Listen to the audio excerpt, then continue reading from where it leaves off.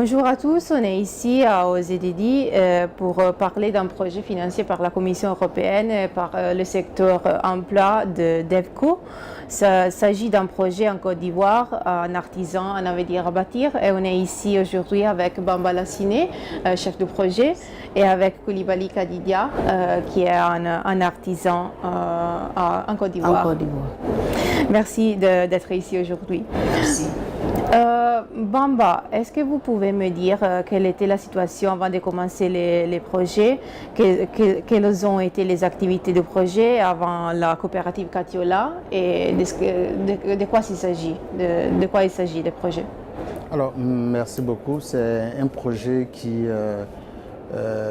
correspondait à un appel à proposition qui avait été lancé par l'Union européenne qui ciblait généralement la question du secteur informel en général. Et on s'est dit que le secteur informel il est tellement vaste et qu'il fallait chercher une spécification sur un axe précis avec des acteurs bien précis pour pouvoir mieux faire porter l'impact des activités que nous voulions faire. Alors, le contexte, c'est quoi? C'est qu'en Côte d'Ivoire, il y avait la faiblesse du cadre institutionnel, c'est-à-dire du cadre réglementaire, tout ce qui est loi qui encadre l'artisanat. Et la plupart des artisans ne savent même pas, par exemple, qu'il existe des tests qui encadrent leurs activités. Ça, c'était un. Il était important pour nous de faire savoir ces lois. De deux, les conditions de travail des artisans, nous tous on le sait, c'est des conditions assez difficiles, des conditions précaires, pour la plupart qui n'ont même pas de site où exercer leurs activités principales. Le troisième contexte, c'était quoi? C'était que s'il n'y a pas de loi, s'il n'y a pas de site dédié aux activités, mais la plupart des artisans manquaient d'un minimum d'outils pour pouvoir mener leurs activités, donc d'équipement, etc. Alors, on s'est dit, après l'équipement, il est important aussi que leurs conditions sociales, en termes d'inclusion sociale, soient prises en compte. Donc, il y avait un problème institutionnel, un problème de site de travail, un problème de matériel et d'outils de travail, mais aussi un problème d'inclusion sociale de manière générale. Pour la situation des potiers, c'était une situation assez difficile parce que déjà, il y avait une sorte d'inorganisation. Tout le monde était éparpillé un peu dans le village et tout ça. Il n'y avait aucune organisation véritable. Mais aussi, comme on l'a toujours démontré, elle manquait carrément de moyens, d'outils pour pouvoir mener leurs actions. Au point même que les petites activités qu'elles arrivaient à faire, elles n'arrivaient pas à vivre décemment des fruits de leur travail. Voilà, merci. Merci. Et maintenant que le projet est fini, il y a une année à peu près, quels sont les défis pour continuer les activités de la coopérative? Bon, les défis pour continuer les défis de la coopérative, on veut la protection de la carrière. Parce que c'est à la carrière que nous allons extraire la matière première. Et puis maintenant, on veut aussi une maison de stockage, c'est-à-dire une maison d'exposition à Abidjan. Et faire valoir aussi nos produits à l'extérieur des expositions. Vous voulez ajouter quelque chose? Si, les défis sont énormes, hein. Nous tous on le fait, on a fait ce projet. Ça pose aussi la question centrale tous les jours de la durabilité de ce qu'on fait. Le premier défi est que aujourd'hui, la coopérative des potiers est confrontée aux conséquences de l'urbanisation extrême. Parce qu'aujourd'hui, le site où elle partait extraire de l'argile est en train d'être envahi par la ville et est en train d'être loti pour y installer des logements dessus. Et du coup, se pose la question de où est-ce qu'elles vont tirer la matière première. Mais autre chose aussi, je le dis, c'était aussi un des défis. À quoi ça sert de faire des superbes poteries, de se donner tout ce sacrifice de travail si on n'arrive pas à le vendre et à vivre de ça? Ça, c'est une question qui est centrale en termes de défis. Et du coup, qui m'amène à la question de l'intégration de la préoccupation de ces potiers, de ces artisans dans une préoccupation nationale, gouvernementale, pour ne pas que ce soit vu comme une action qui est portée uniquement par les ONG, par un financement. Mais il faut que ça intègre une politique nationale qui prend en compte les préoccupations de ces femmes-là. Mais l'autre chose aussi, on a vu dans le projet que les conditions de travail étaient difficiles, c'est la question de la santé et de la sécurité de ces femmes. Ça, c'est le défi. Mais si je dois travailler pendant 30 jours, j'arrive à économiser un peu, mais je tombe malade une fois, je prends toutes les recettes, toute l'épargne et que je viens me soigner, ça n'a aucune une valeur durable. Qu'est-ce qu'on peut faire pour éviter ça? Pour éviter ça, nous l'avons déjà essayé dans notre projet. C'était une valeur ajoutée que nous avons fait. On a développé des mécanismes d'entraide sociale et de couverture maladie pour ces artisans. Aujourd'hui, en Côte d'Ivoire, on parle de plus en plus de la couverture maladie universelle qui va être généralisée, mais qui n'est pas encore totalement effective parce que les prestations directes n'ont même pas encore commencé. Donc, comment essayer d'insérer ou bien de favoriser la prise en compte de ces groupes de femmes travailleuses du secteur informel, de femmes artisanes, dans ce schéma national de couverture maladie universelle qui est en train de se mettre en place. Ça, c'est pour être quelque chose qui valorise et qui stabilise leur travail. Grâce au projet, combien de femmes artisans vous avez pu aider? Alors, de manière générale, nous avons pu toucher plus de 1500 femmes de manière générale. Mais spécifiquement à la coopérative, je pense qu'il y a eu environ 213 femmes. 213 femmes qui, de manière directe, ont été touchées. Donc, de manière directe, quoi. Et donc, c'est quelque chose que nous pensons. Aujourd'hui, ces femmes qui, à la base, n'avaient aucune confiance en elles, qui ne se sentaient même pas capables d'épargner un peu pour pouvoir payer les frais scolaires de leurs enfants. Aujourd'hui, nous sommes fiers de ce que leur dignité de mère de famille soit renforcée dans la famille, dans la communauté. Aujourd'hui, qui se sentent capables de faire des choses qu'elles n'arrivaient pas à faire avant. Ça, c'est très important. Et Khadija, est-ce que vous pouvez me dire, on sait que la poterie est une tradition très importante pour les femmes de Katiola, mais quel est l'engagement des nouvelles générations? Bon, il faut faire des formations. Il faut former ces jeunes filles, il faut faire des écoles de formation. Mais pour que la poterie traditionnelle soit intégrée dedans. Voilà. Est-ce que le projet a déjà commencé à faire des formations? Non, nous avions fait seulement quelques formations dans le cadre des activités directes du projet que nous avions proposé. Et ça, je le dis très souvent dans la communauté, dans les réunions, pour dire qu'un projet, il naît, il est mis en œuvre et il termine avec des activités, des indicateurs qu'on recherche dans le projet. Dans le projet, nous avons fait effectivement des formations qui ont permis de structurer la coopérative des femmes, aujourd'hui de mettre en place des mécanismes de financement interne. On faisait un peu le calcul aujourd'hui, ces groupements sont à environ 150 000 € mobilisés à travers des petites épargnes qu'elles se font et que nous avons encadrées, ce que nous avons appelé des groupements d'épargne et de solidarité communautaire. Certes, ça sert à renforcer les petits équipements, mais aussi à faire des prêts pour ceux qui ont des problèmes sociaux, par exemple, dans le groupement. Et ça, c'est des choses fondamentales.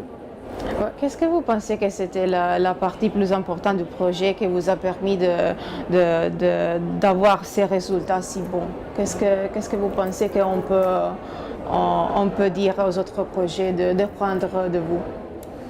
Merci de la question. Non, je souris parce que j'aime particulièrement cette question, d'autant plus qu'elle est au cœur un peu de toute l'approche d'intervention de AFSI. Ça veut dire quoi? Très souvent, on porte des projets dans une dimension unidirectionnelle, où on bouge dans un seul sens. Mais nous, de par nos expériences et nos méthodes d'approche, on s'est dit qu'un bénéficiaire, c'est une personne humaine qui est totale, qui a une famille, qui a une communauté.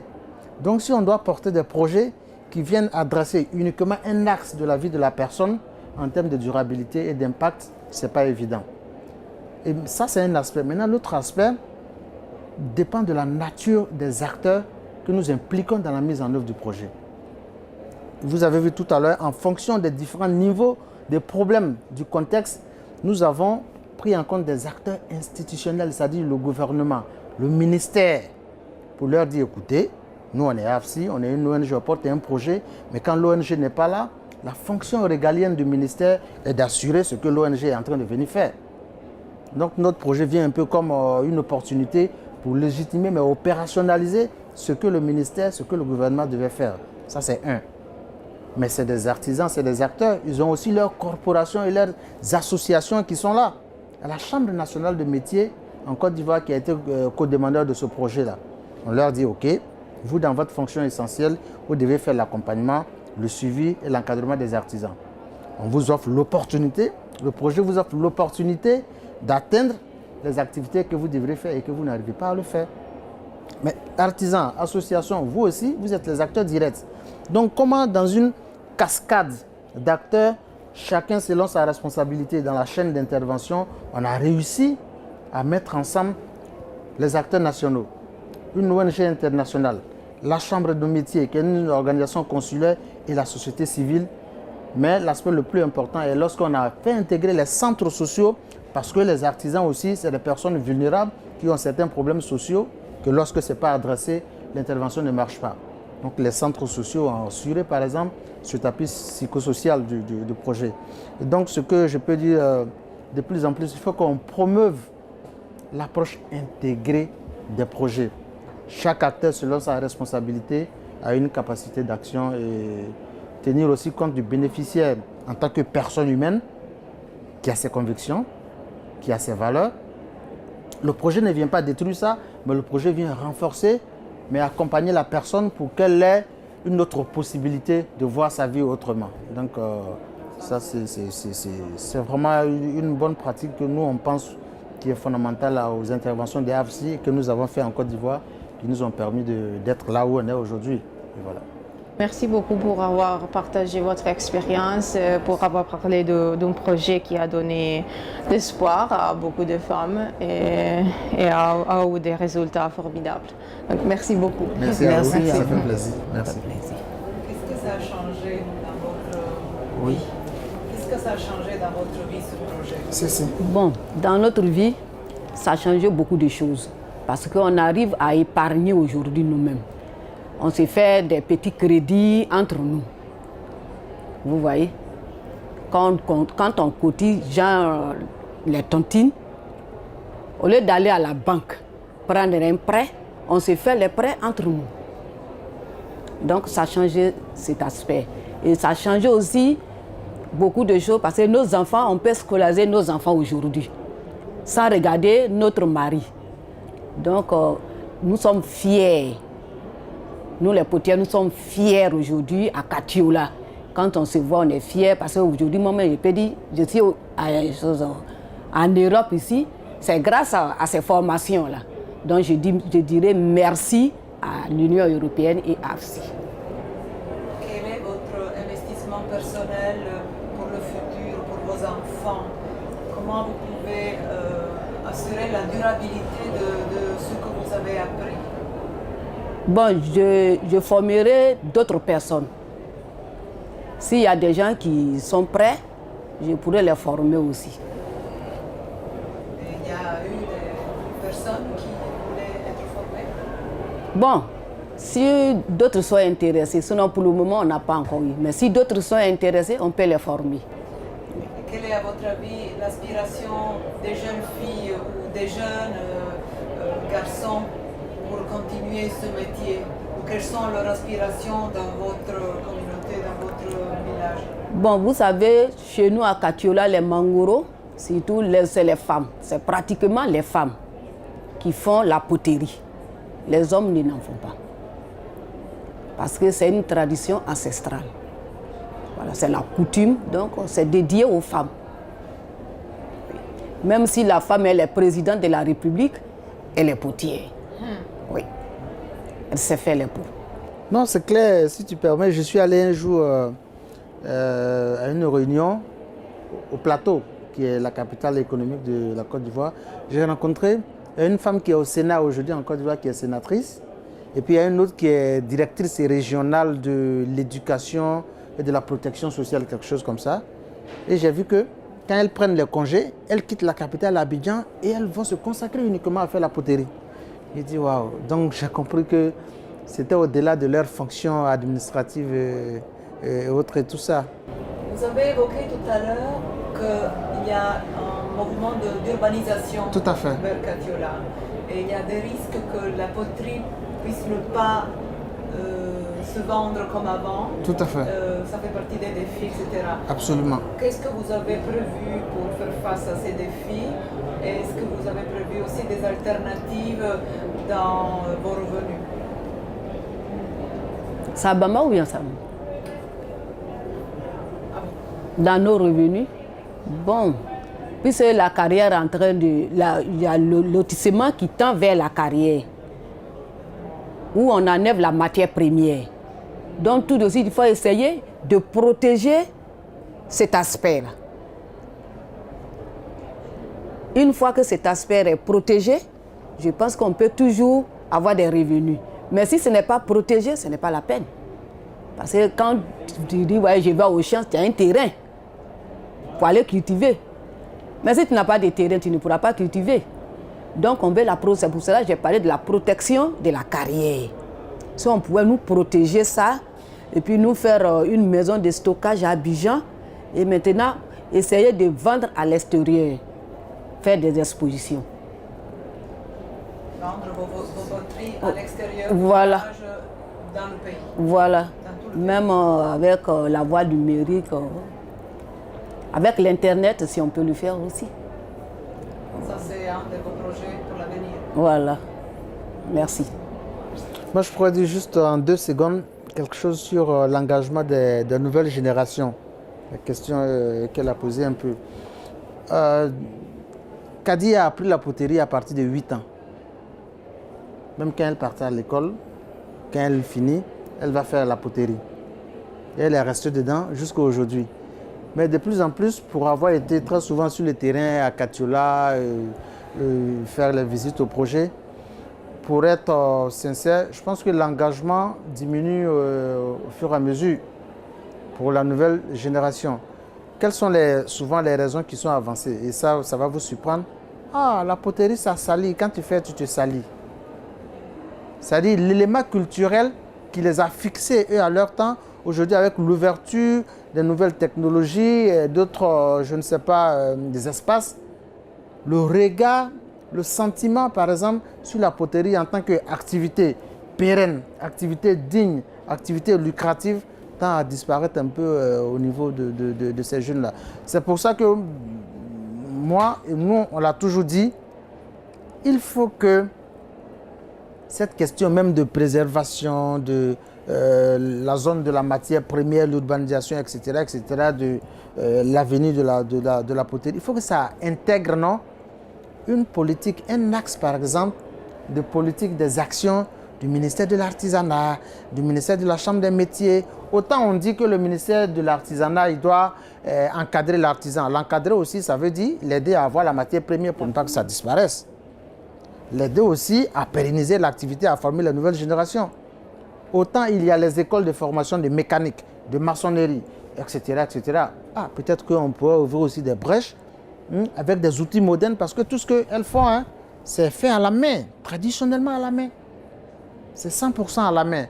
Est-ce que l'aspect salissant qui est fait à la main, est-ce qu'aujourd'hui, si on intègre dans un cadre de formation professionnelle, est-ce que ça peut aider au changement de perception de cette nouvelle génération? Parce que je dis, ok, moi je fais une super poterie aujourd'hui, sans me salir, avec des machines, avec des, je ne sais pas, mais qui leur garantit sur l'opportunité que quand je fais, je le vends bien. J'arrive même peut-être à avoir un revenu que le petit administrateur qui est à la capitale, il a aussi. Ça, c'est des éléments aussi qui peuvent fixer la motivation des jeunes générations. Surtout avoir un emploi rémunérateur. C'est ça. Un emploi décent, et il faut regarder l'avenir c'est ça. dans ce sens-là. Sinon, C'est la formation et le fait que c'est une activité rémunérative et c'est ça. lucrative. Absolument. Donc, Absolument. Absolument. qu'est-ce que vous direz à jeunes générations qui ne savent pas que faire dans le futur pour s'engager dans la poterie? Qu'est-ce que vous lui direz? Ben, je leur dirais simplement que autant vous regardez l'électronique, autant vous regardez la maçonnerie, autant vous regardez comment on appelle ça, la menuiserie, pour lequel vous partez faire 3 ans de formation dans une école professionnelle pour avoir peut-être TOC salaire, TOC assurance maladie, autant cette même énergie, désormais vous pouvez la faire dans le cadre d'une formation pour la poterie, parce que ça va vous garantir par exemple d'avoir un atelier, d'avoir un emploi fixe, d'avoir un revenu qui fait que tu n'as rien à voir, par exemple, avec celui qui est dans l'administration et tu es sur les mêmes lignes. Il a un salaire, tu as un salaire. Il permet de se soigner, il se soigne. En fait, tout ça, ça me dérange un peu, mais tout ça doit intégrer un peu la fameuse phrase de la formalisation, si je dois dire ainsi, des activités informelles. À quoi ça sert de faire une activité si je ne peux pas me soigner, si je n'ai aucune sécurité sociale, si je n'ai aucune retraite, si je n'ai même pas un revenu qui est fixe, un revenu qui est fluctuant. Et donc autant, ça doit être des préoccupations que les acteurs ministériels, étatiques doivent prendre en compte de telle sorte que on a des personnes qui sont convaincues de l'emploi et des formations qu'ils veulent faire. Voilà. Ça, c'est clair. Je pense qu'on a terminé. Si vous n'avez pas d'autres questions. Peut-être très brièvement un message pour la Commission européenne pendant ces journées de développement européenne 2019. D'abord, Madame. Oui, le message que j'ajouterai, c'est un message de remerciement. Oui, un message de remerciement. Parce que depuis fort longtemps, je ne savais pas comment venir montrer mes choses en Europe. Donc à travers l'Union européenne, je suis venue en Europe pour exposer et puis montrer mon savoir-faire. Donc c'est un message de remerciement. Je remercie infiniment l'Union européenne, que la Côte d'Ivoire aussi remercie infiniment. Voilà. Mais moi aussi, c'est une satisfaction.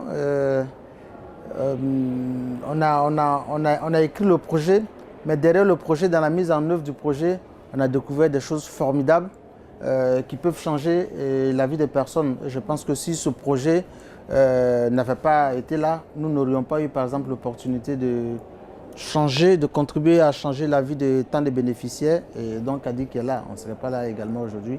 Et voilà, merci. Même pour la prévention de la migration irrégulière. Ah oui, oui. Si, effectivement, c'est vrai, bon, comme tu l'as dans un autre cadre. Sinon, aujourd'hui, par exemple, parce que ce projet, peut-être que je le dis merci, ce projet nous a ouvert aussi l'opportunité sur les questions liées à l'insertion des jeunes et des femmes et de la formation professionnelle. Au point que même aujourd'hui encore, avec la Commission européenne, on a sur un projet New Hope qui contribue à la réinsertion socio-économique des migrants des retours. Et donc, qu'est-ce que nous avons fait? Les mêmes centres de formation que nous avons utilisés pour les formations updating training des artisans dans le cadre du projet artisan, on a réavivé, on a réutilisé ces mêmes conventions pour aujourd'hui la réinsertion de ces migrants grâce aussi au projet de la Commission. Donc, ça rentre un peu dans ce qu'on appelle capitaliser, valoriser les acquis des expériences de projet. Et c'est une bonne pratique aussi.